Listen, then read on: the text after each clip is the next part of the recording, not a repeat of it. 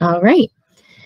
So on the screen, you'll see we have our agenda, and we have this what, why, how agenda. So the what column is going to include the objectives for our time together today.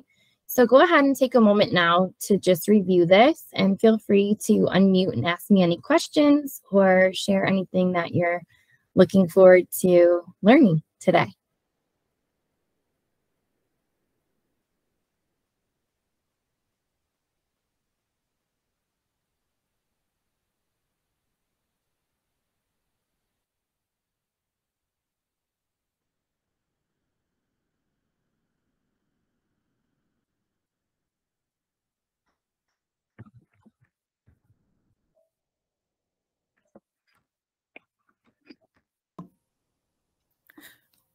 I wanted to give everybody time to read. I don't want to talk while they're reading, but I do have one question. Sure. So with the collaborating, are we going to allow opportunities for them to come together if they're like in the same region, like maybe meet at someone's school or meet at our school and kind of see a practice in place for that collaboration, or is it pretty much going to be all virtual setting? So everything we have planned right now is virtual. However, I did speak with Zach about that, and that is a possibility for you to bring your cohort together and do things like you suggested. So I can dig into that a little bit more and then provide you with a clear answer on what that could potentially look like. But yes, that is a possibility. Okay. Is that a possibility even if they're spread out among multiple states? Yep. He said probably like 1 to 2, and I think we've included that in our program guide, which is our next piece. So yes, it is a possibility. All right. So with that, we will look at our Principal Mentor Program Guide. So Janelle just dropped the link. Thank you, Janelle, into the chat. So taking a look at this, this was included in your invitation to become a mentor this year. So in this, you'll notice the mentor development dates. So there are dates when I meet with you. So there's 4 more. And then there are the cohort dates. So when you're meeting with those particular people, and we'll get into those a little bit later. So 2 different sets of dates. So 4 with me and then 8 with the principals. And then your payment structure is on there. So last year, DSQs paid out whoever mentored, and this year, school leadership development is handling all of that. So there will be 2 points of payment, 1 in December and then 1 in June. So those are kind of just the pieces that I wanted to highlight there. But as we continue to look at this lovely document, you'll also notice that there is a mission and vision statement on there. And this should look familiar to you because this is things that we've looked at from last year. So when we think about this mission and vision, making a significant impact on the success of new NHE principals by being relational, reliable, supportive, and encouraging thought partners. What evidence kind of shows that you're living up to this team statement?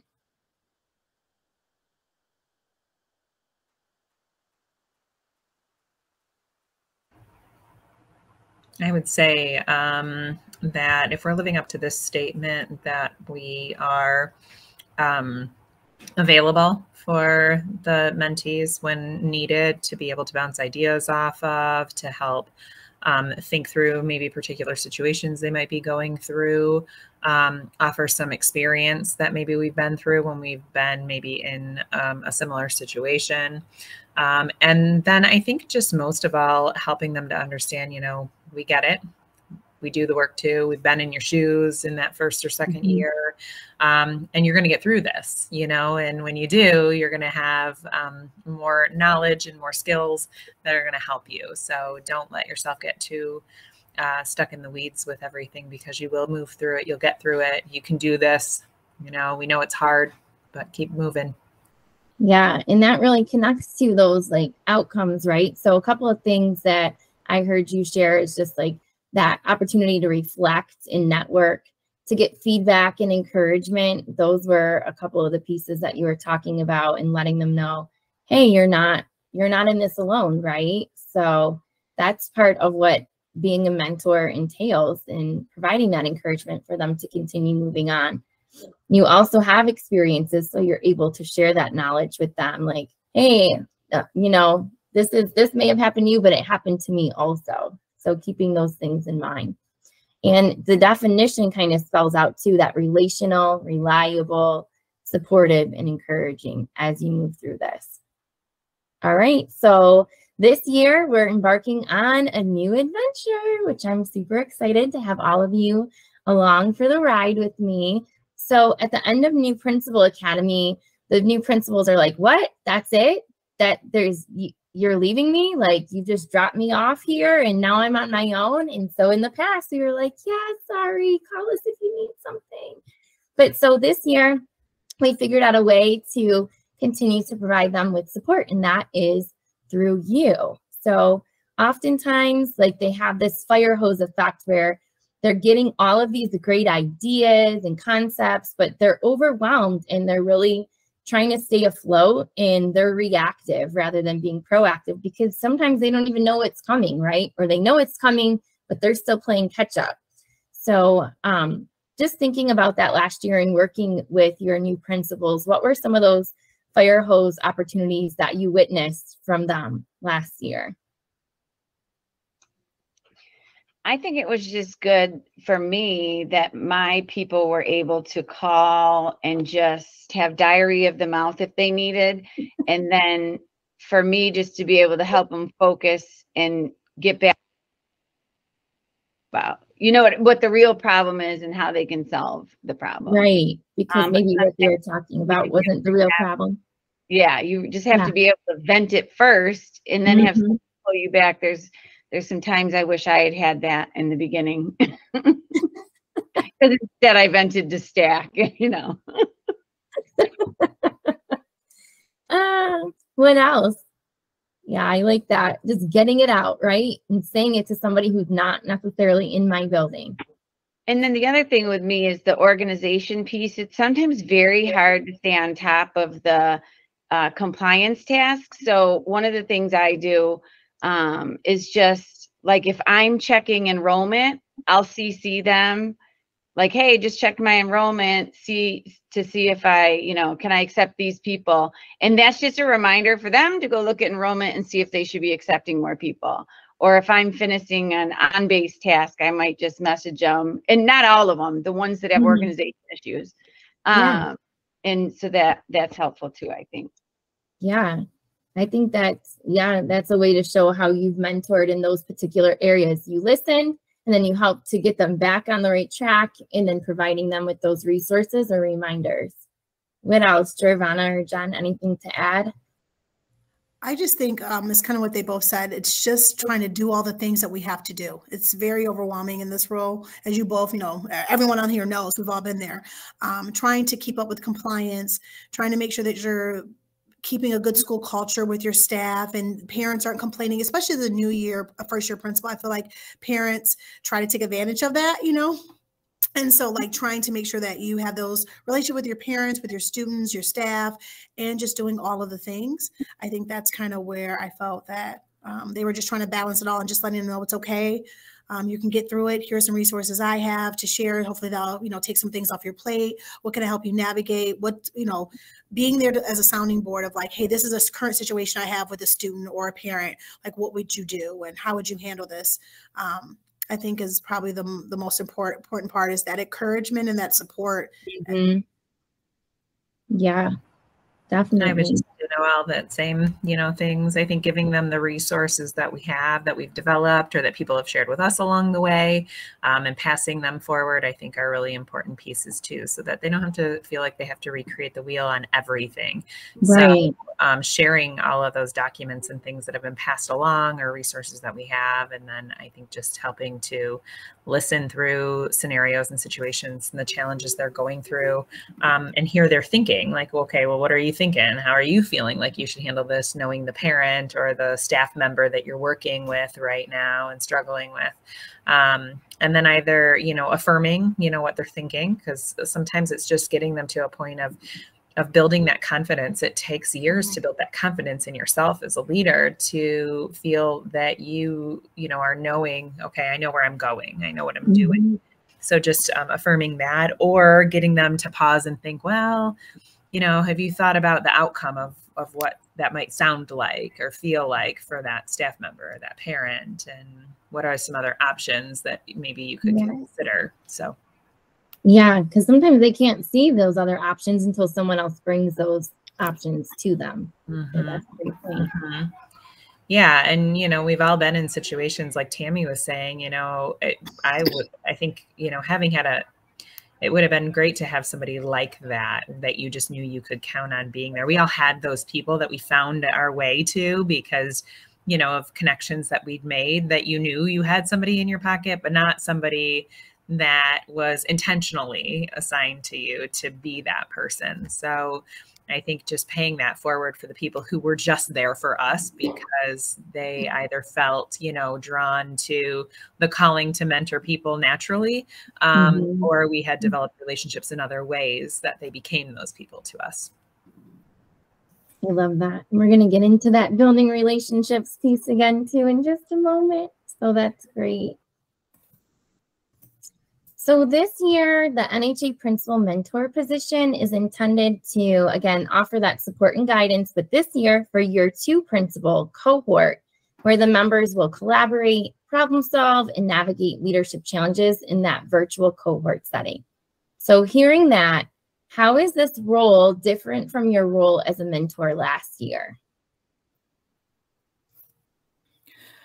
I think is a part where they have someone else that's going through, like we can say like we've been there, but it's someone who's actually going through it with them currently to bounce ideas, hear best practices, and just knowing that they're not alone in that second year. I think that's the biggest thing. Where we were kind of more of kind of what I described, and then Jen kind of played off. We were kind of like, here, this is how you do it. Now it's more of like, now, how do you think you should do it?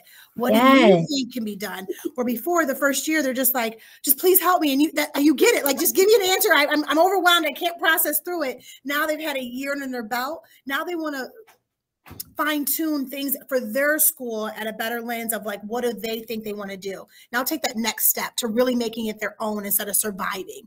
Now they're going to thrive in a sense. I love that. Surviving to thriving. That's great. I just love your personality. I do. I love you. I love that. Janelle, we need to write that down. Surviving to thriving. So you are so right. Last year, they're trying to stay afloat. The fire hose is coming. They're like, help me, help me, help me. But this year now, they're like, okay, that was me last year. I'm a new me. I'm a Year 2 me, right? So this year, it's not going to just be your typical like mentoring call. There's going to be a topic each month that you're going to lead them through to discuss what's happening in their buildings. And then rather than you being the holder of all knowledge, you're going to start transitioning into that role of facilitator and helping their peers to support them with their ideas. So, Ravenna, you nailed it. You nailed it. Surviving to thriving. So I'm sure you're wondering, well, how am I supposed to do this? What do I need to do? And so for that, we have the mentor agenda. So Janelle has dropped the link for you in case you want to take notes as we cover each of these areas. So take a moment now to look over this mentoring agenda, either on the screen or through your link. And I have a notice and wonder, but this is a little twist. So what do you notice and wonder when comparing this agenda to like last year's mentoring sessions that you had?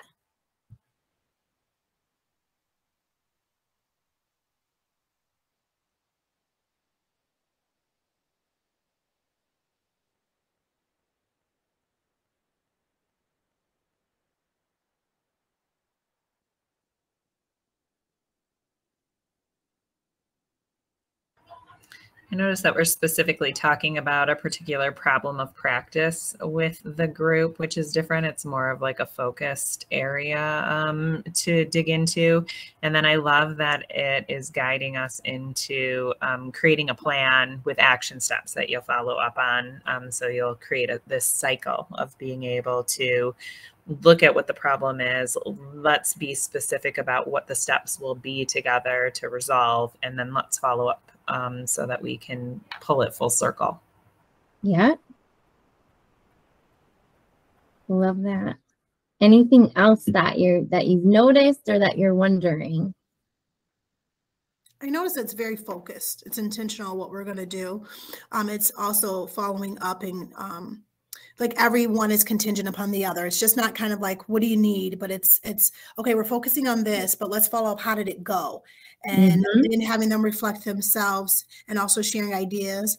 And so it's more solution based. Yes.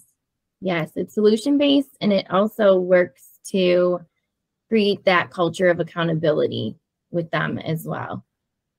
All right, so let's continue. We're going to look at each of these pieces a little bit deeper. So we're going to start with the check-in questions. So check-in questions can look different depending on what you'd like.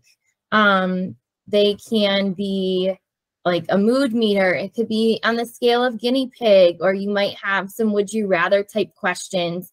Today we had a check-in question, right? Like, why did you get into teaching? And then what are your interests or hobbies? So why is it important to start off the session with the check-in question? What's the purpose? It's going to help you build relationships with each of them individually, and then also as a cohort, so that they are picking things up from one another personally and can maybe create better connections. Yes. Yes. That's exactly it, right? You're working to build relationships. So all of you have someone in your cohort that you worked with last year, maybe one or two people, but you may not know the other people yet. So in order to build those relationships, this is how we begin. It's also important, like if you use the mood meter and someone tells you like, oh my gosh, I'm feeling drained, right? Then you'll know, okay, maybe they're sharing a little bit here, but I could potentially follow up with them later just to check in on that person and see how they're doing. It goes with our whole behave with care mentality, right? Like we support one another as part of NHA as well as our students and staff. But yes, just establishing that and building relationships then leads to building trust. So then when we get into the later parts of the agenda, people are feeling more comfortable to share those things. And so the second piece is to reflect on progress. And a couple of you had noticed that as well. But what's the importance of reflecting on progress from a previous meeting? I would say not only it's easier to learn how to self-reflect when someone teaches you how to self-reflect. It's not always easy to be reflective on your own.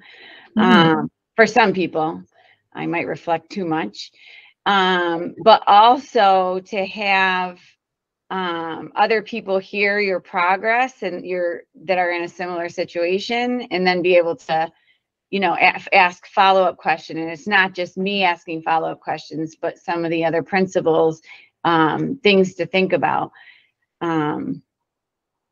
Yeah, so developing their process for self-reflection, following up, and then celebrating, right? Like, hey, you said this was going to be really hard for you to do, but you did it. You can do hard things and you're successful at it. So celebrating them also like helps to build those relationships and that accountability piece, right? Like we're going to check back in to see how you did and reflect on how it went. So yes.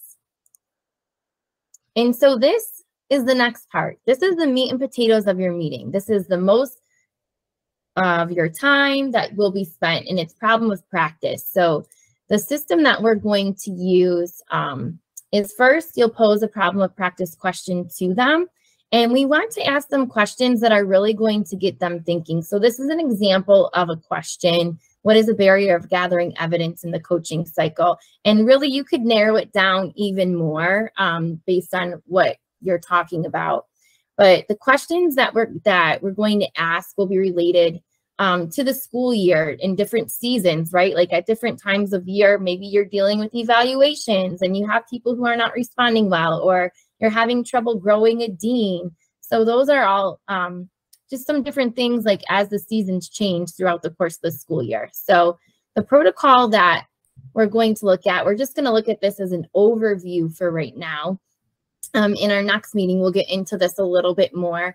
But as you think about each of these steps in this problem of practice protocol, what role are you going to be playing when this is happening in your meetings?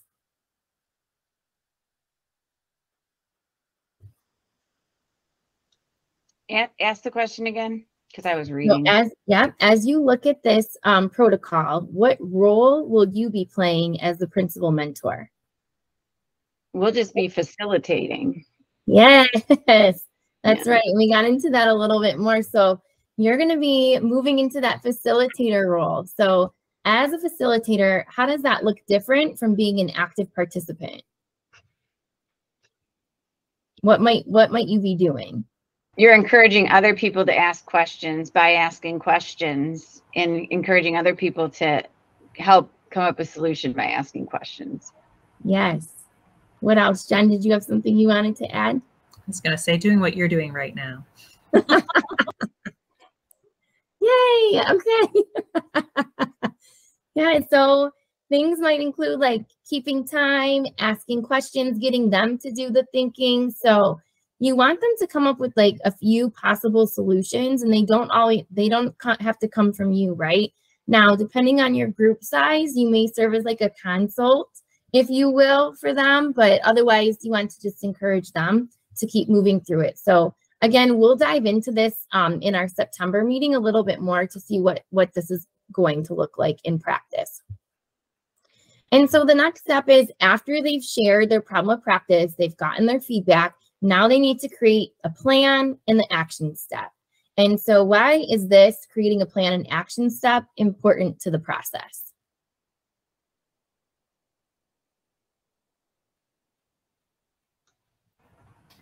I mean, I think it helps us keep in touch with them and make sure there's follow through.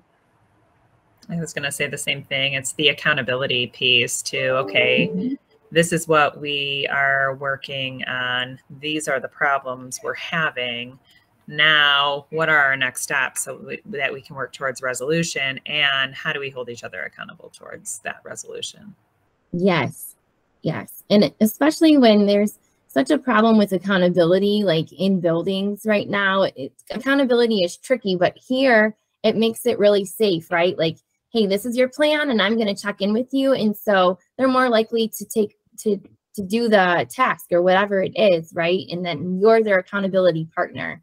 And it's not anything that they need to be fearful of, because they know at the next meeting, they're going to check in with me and I'm going to see how everything went. So they're more likely to do it. Right. So I have a question. Sure. So typically we have not been in contact with their DSQ, right? But if there's, let's say, someone who's on a plan or something like that, that we know is struggling more, should we make sure we're staying in line with what the DSQ wants, or just they're just allowed to pick what they're doing in this group? I hope that makes sense. Yeah, so you're trying to determine when DSQ involvement is necessary. So, or I guess more, if I already know DSQ stuff is in place, do you? Yeah, I'll ask you separate. I think that depends, like, on a situation by situation experience. So if somebody has already looped you in, that might look a little differently. But if something comes up, I would say just to reach out to me, and then we can figure out next steps for how to handle that moving forward, since each situation could be unique. I have a quick question. Sure. And maybe you're going to discuss it at our next meeting, because I know you said you're going to dive in deeper to problem of practice. And I'm okay if you say, Giovanna, next time. But I'm looking at your agenda. I'm trying to follow both at the same time. And so what I'm seeing is that only one problem of practice is chosen. So for the others, how do they make an action plan if we didn't really dive through their problem of practice or their situation? Yeah, so that's a good question. So you are just going to select one piece. So they may, like, just in having that conversation, think of some pieces for them or some next steps. But that is something that we can consider, like, because the problem of practice takes 26 minutes and you only have 1 hour. So typically, I mean, we'll have to see how it goes. The goal will be to, like, select one and help them to work through that. But Depending on how like the first session goes, I'd be open to hearing your feedback if we can fit in more, or if people might be able to share an additional issue, but they should be, I'm thinking, relatively similar depending on the question, the type of question that you ask. So by doing one person's problem of practice, it should help them with theirs as well. But that is a good question that you posed, Pravana. So we can look into that a little bit more, and I can think on that a little bit more. That's fine, no worries. And then another question, because I got them. So then these action steps and plan, I know they reflect, I'm looking at I'm going back and forth between screens, so bear with me. Yeah. So I know they come back and there's a reflect on progress.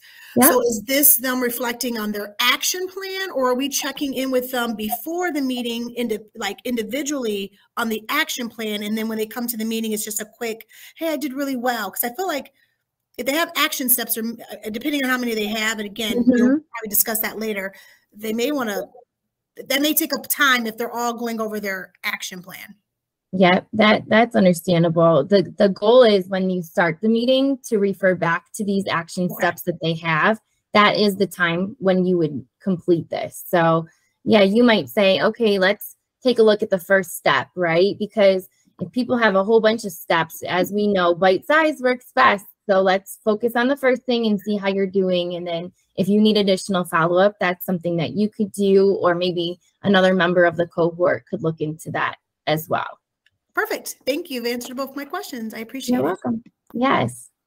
All right. And so after the action steps, this is when you're going to look at task management. So as you all know, you get a ton of reminders, sometimes weekly, monthly, quarterly, and you get all of these things. So principal task management worksheet, enrollment newsletter, up Periscope, office task management worksheets, the Registrar 03 template, the special education newsletter, and now, dun, dun, dun, your quarterly engagement newsletter has now arrived to your up Periscope. So during this time of the meeting, we would ask that you kind of like pull these things out, or pull up the things that are coming up, like with the task management sheet, and ask like, how are you getting through this? Kind of like what Tammy was talking about earlier.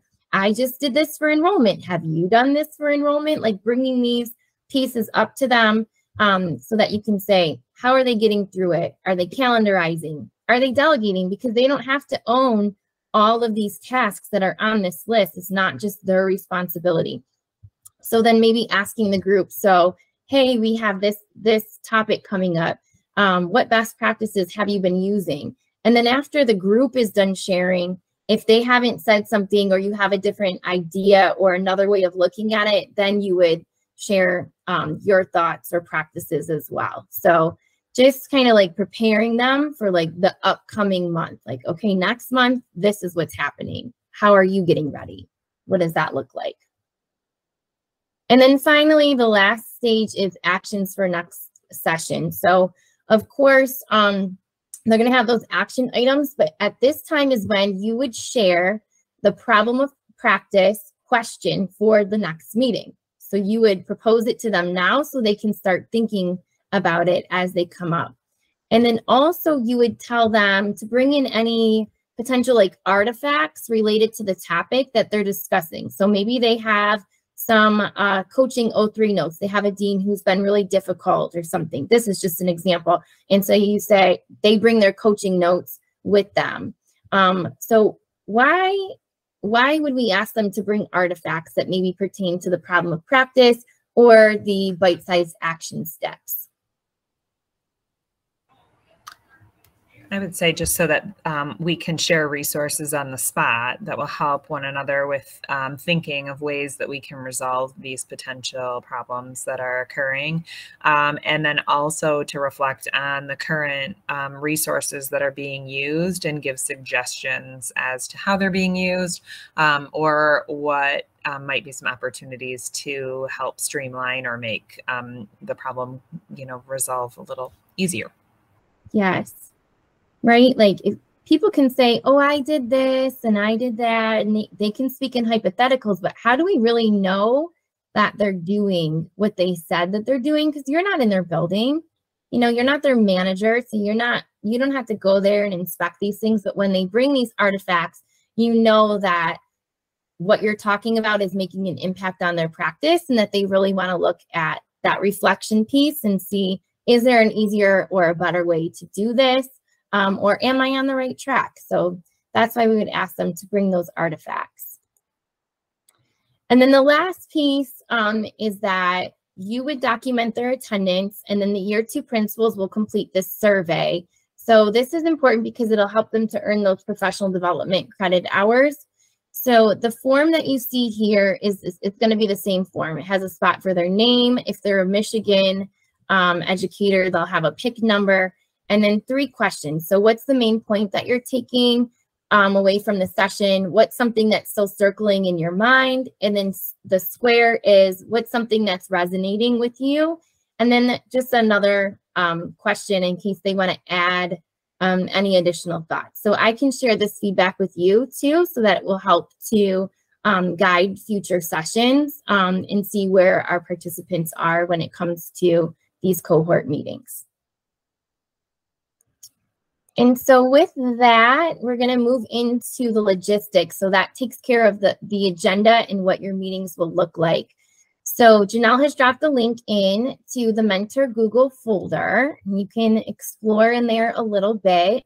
The things that you'll find in this folder, and this folder is just for you, will be the program guide that we've already looked at, the agenda template. There will be additional resources in here. The attendance tracker is in here, which we'll get into in just a moment. And then there's a folder for each of you, and we'll talk more about what those folders are for in our September meeting.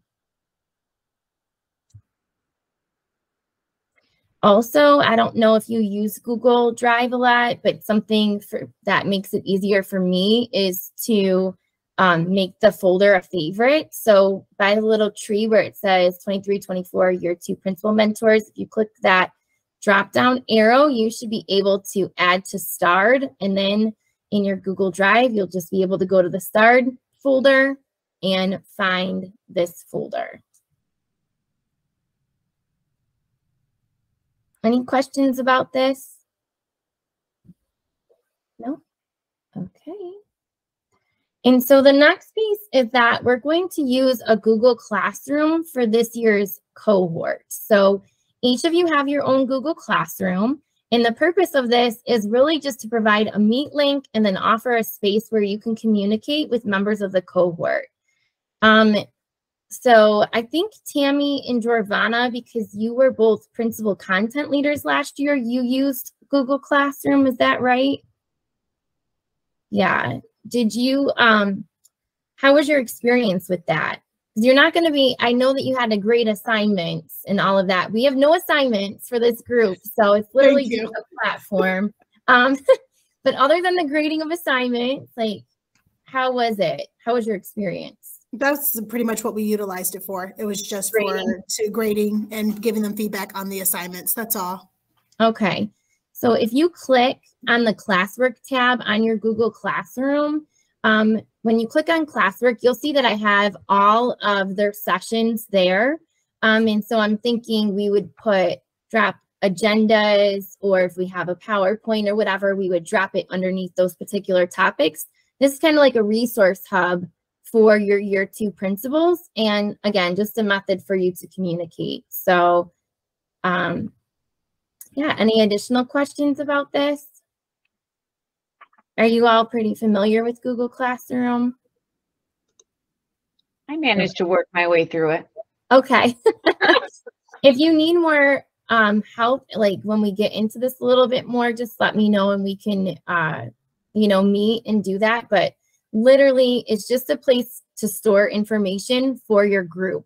And the reason why I gave each of you access to one another's Google Classrooms is so that you can look in the other ones and see if there's resources. Like Jen may look into Jorvana's like, oh, I saw you shared this. I want it for my group or something like that. So that's why you have access to all of them, but you're just responsible for your own Google Classroom. So even if like later on today or down the line, you're like, I need a little bit more help with this, just let me know. I'm happy to do so. So that is our Google Classroom. Oh, and there's Google Meet link and communication. So If you already know how to change the Google Meet link, don't do it, because I already sent out the invitations for the full year with that same link in there. So you don't have to touch anything. That will be fine. All right. And then the next piece is the attendance. So for those of you that were principal content leader or dean, or well, you are all principal content leaders, in your Google Drive, there is an attendance link. And what you'll notice is at the bottom of this, you'll find your name and your people are already all in there. And so all you have to do is just mark present or absent. And then if you have any notes about the participant that day, feel free to drop them in. Again, they won't be able to see this. This is just for our group. So maybe you need to provide some feedback like so-and-so wasn't really participating, or I'm concerned, or whatever. That will kind of just be communication for us. Or this person is amazing. I want them to work at one of the schools in my cohort. So whatever you feel like dropping in, if you want comments, comments are not required. Just attendance is required. Any questions about taking attendance for your sessions? All right. And so with that, again, we have 4 virtual meetings, and these are going to be really important meetings because it's just the 5 of you and then me, and then the lovely Janelle is here as always. But during these meetings, we are going to spend the time, like I mentioned, PowerPoint or agenda. You're going to have the time to collaborate, and you're going to make your next 2 meetings agendas or presentations while we're in our virtual meeting. So again, try not to miss those, because that's when you'll be able to build off of one another. Or you may say, I'm thinking about this as a problem of practice question, and you'll be able to get feedback.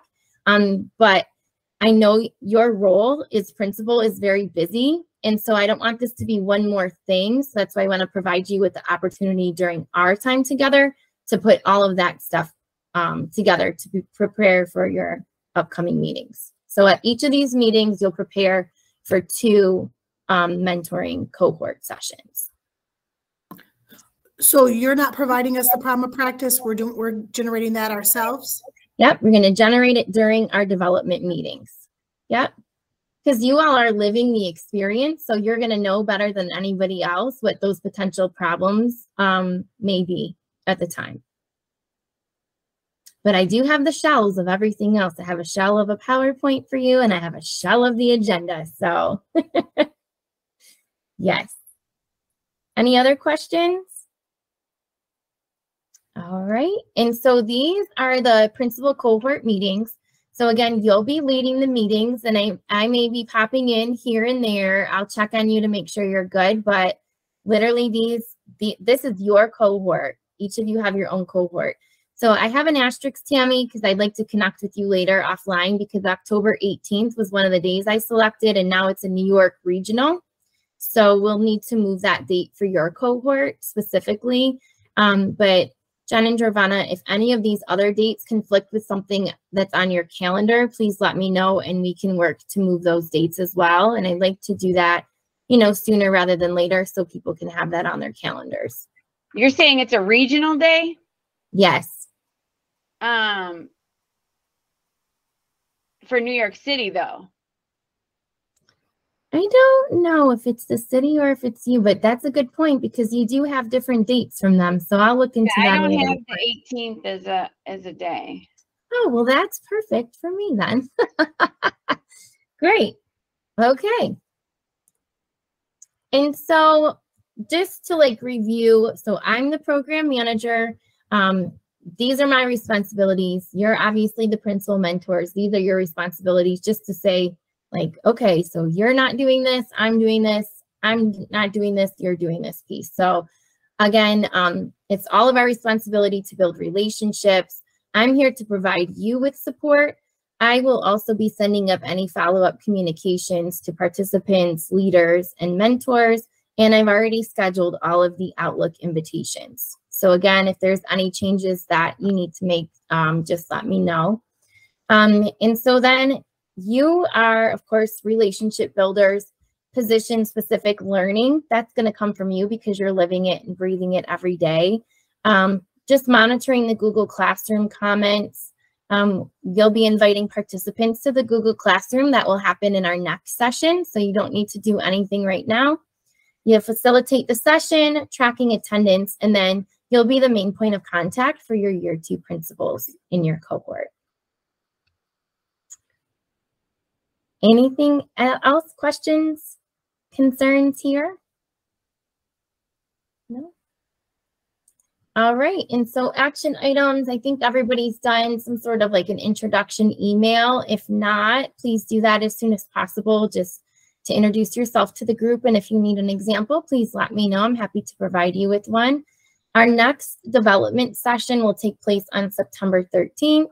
And then if you, Giovanna or Jen, have a PIC number, if you want to provide me with that for your PD hours, we can do that. And Tammy, I can talk to you offline about how you guys do professional development in New York, because I think that's a little bit different. All right. So any additional questions that you have at all? No, can you go ahead? I did not send my introduction email. I'll Okay. do that by tomorrow. Can you send me the mock-up of what you have? Just, I always love a good idea, and I'll make it my own. You sure? Yep, I sure will. I'll take the same. I introduced myself in person, but I did not send an email. If you can just send it to all of us. I sure will. And then I checked the dates, and I'm all good with the dates that you provided. Okay, awesome. The dates work for me too. Okay. Good, good, good. All right, and so with that, I launch you with this. One of the greatest values of mentors is the ability to see ahead what others cannot see and to help them navigate a course to their destination. So thank you so much for joining me this year. I know it looks a little different, but I'm so excited. I think we have some amazing people in all of you to help our Year 2 principals. So thank you so much.